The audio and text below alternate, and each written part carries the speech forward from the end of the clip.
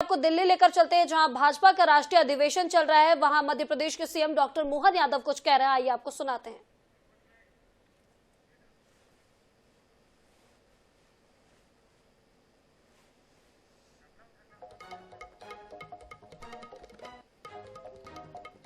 मंत्री जी ने विस्तार से बात,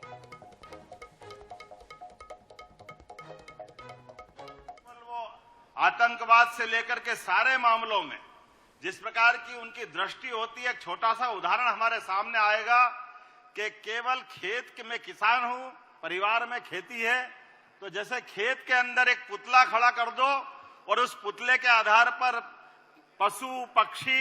भ्रम में रहते कि ये अब इस फसल को नुकसान नहीं करना है। ये जो पुतला खड़ा करके वो अपने किसान तो अपने उद्देश्य की प्राप्ति करता है कि वो फसल को बचाने का प्रयास करता है।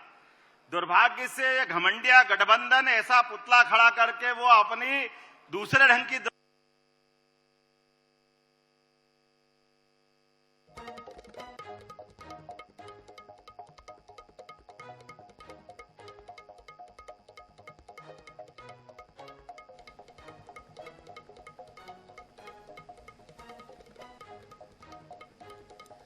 तो दिल्ली की ये तस्वीरें दिखा रहे हैं, जहां भाजपा का राष्ट्रीय अधिवेशन हो रहा है। बता दें कि मिशन 2024 में लग चुकी है भाजपा। लगातार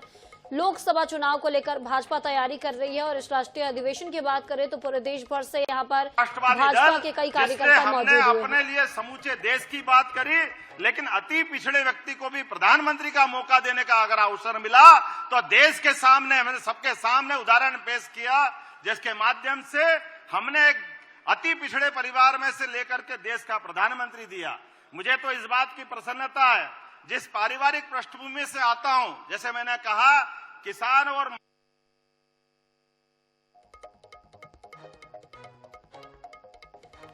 तो आप ये तस्वीरें देख रहे हैं, दिल्ली की ये तस्वीरें हैं, जहां भाजपा का राष्ट्रीय अधिवेशन चल रहा है। आपको बता दें पूरे देश भर से कई भाजपा कार्यकर्ता यहां पर शामिल होने के लिए पहुंचे हैं। ये तस्वीरें देख सकते हैं, जहां आज दूसरा दिन है। सामान्य कार्यकर्ता नीचे से उठ करके एक बूथ से काम करते करते देश के अलग अलग प्रकार के कामों के माध्यम से जो हमने अपने सीखा है कि राज्य का मुख्यमंत्री भी बनता है, और न केवल हमारा बल्कि मध्य प्रदेश तो वो राज्य आता है जहां चार ओबीसी वर्ग से अगर मुख्यमंत्री देने का गौरव किसी ने दिया है तो एकमात्र पार्टी भारतीय जनता पार्टी है, जिनने ये हमको बड़ा सम्मान के साथ मौका दिया है। मुझे तो इस बात की अभी बात करते करते तो ध्यान में आएगा कि हमारे अपने इसी कांग्रेस पार्टी की लड़ाई के आधार पर अगर बात करें तो अगर 5 विधानसभाओं का हिसाब लगाएं, ज्यादा लंबी बात नहीं करूंगा, तो चुनाव में 5 विधानसभा में से कांग्रेस 4 में हार गई, जिनमें 2 में उनकी सरकारें थी। आप अंदाज लगा लो, आज आंध्र, नागालैंड, सिक्किम, इन 4 राज्यों में कांग्रेस का एक भी विधायक नहीं है। ये किस ढंग से अपने आप को आने सत्ता की बात कर रहे हैं कि आने वाले समय में वो सत्ता में आएंगे। पश्चिम बंगाल में केवल इनका एक विधायक है, वो भी उपचुनाव में जीता है। देश में सबसे ज्यादा विधानसभा सीटों वाली राज्य उत्तर प्रदेश में इनके पास केवल 2 विधायक हैं। मुझे इस बात की प्रसन्नता है कि आज हमारे पास देश के अंदर सबसे बड़ी पार्टी का तमगा भी है और सबसे ज्यादा सभी जातियों का समुच्चय बनाते हुए देश के सभी राज्यों में सबको मौका दिया। मैं उस पार्टी का सदस्य हूं। हमारे यहाँ पर सीएम, डिप्टी सीएम जिस प्रकार से दे रहे हैं, वो अपने आप में इस बात का रिकॉर्ड है कि हमारे प्रधानमंत्री केवल कहते नहीं है कि सबका साथ सबका विकास, हमने जो कहा है वो करके दिखाने का प्रयास किया है। मुझे इस बात की भी प्रसन्नता है कि हमारी पार्टी ने जो अब शुरुआत से कही है, जिसके बारे में माननीय गृह मंत्री जी ने बात रखी थी, धारा 370 को लेकर के 1951 में जो बात कही थी, उसी बात के आधार पर आज देश के अंदर न केवल धारा 370 हटाई है, बल्कि आज पर्यटन के क्षेत्र में पूरे देश में कश्मीर, और देश नहीं दुनिया में एक जो हमने कहा कि हमारा अपना एक तरह स्वर्ग का भूखंड है कश्मीर, उसको सबके सामने ला करके न केवल दिखाया बल्कि आतंकवाद सहित ऐसे कई विषयों को समाप्त करने का प्रयास किया। मुझे इस बात की भी प्रसन्नता है कि वर्तमान के दौर में जिस ढंग से भगवान श्री राम की बात आई, अब मैं तो समझ नहीं पाता हूं इस बात को, क्या भगवान राम के मामले को लेकर के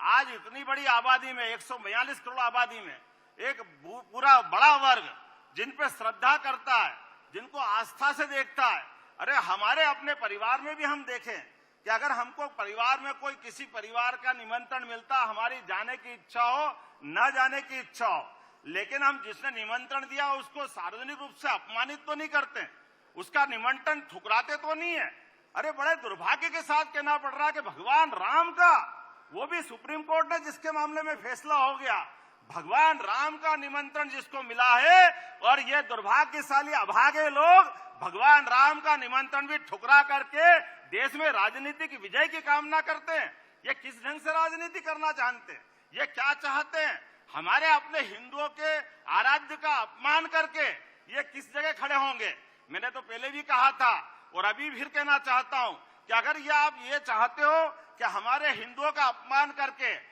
आपको राजनीतिक विजय मिल जाएगी, ये असंभव है, कभी संभव नहीं हो सकता। और तो और अभी जब आपने कहा एक बार, एक नहीं दो नहीं, लगातार ऐसे कई घटनाक्रम आए जिनके माध्यम से मैं आज सारी बातों को दोहराना तो नहीं चाहूंगा, लेकिन आज के इस अवसर पर माननीय अमित जी ने जो विषय रखा विस्तार से, मैं न केवल उसका समर्थन करता हूं और उम्मीद करता हूं कि आने वाले समय में फिर एक बार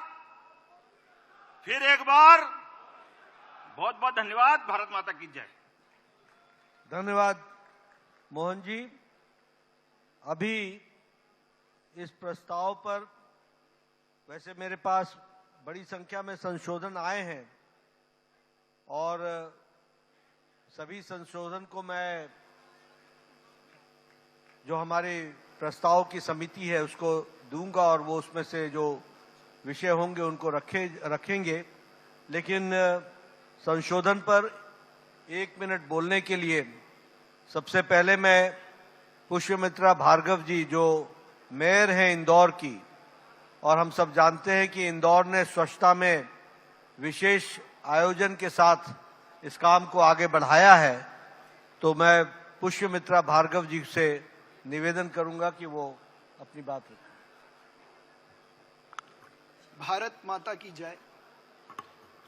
दुनिया में सबसे सशक्त नेतृत्व और दुनिया की आशा के केंद्र, देश के यशस्वी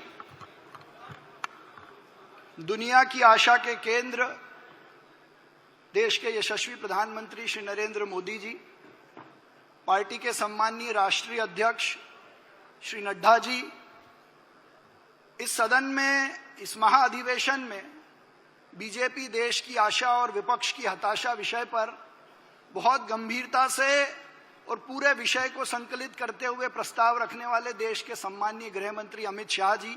सम्माननीय मंच, यहाँ देश भर से आए प्रतिनिधि, मैं केवल 2 संशोधन इस प्रस्ताव में प्रस्तावित करना चाहता हूं। एक, G20 के माध्यम से पूरी दुनिया में अपनी साख बनाने वाले और दुनिया का नेतृत्व करने वाले भारत के कदम जिस तरीके से दुनिया में बढ़ रहे हैं, मुझे लगता है कि इस प्रस्ताव का जो प्रास्ताविक विषय है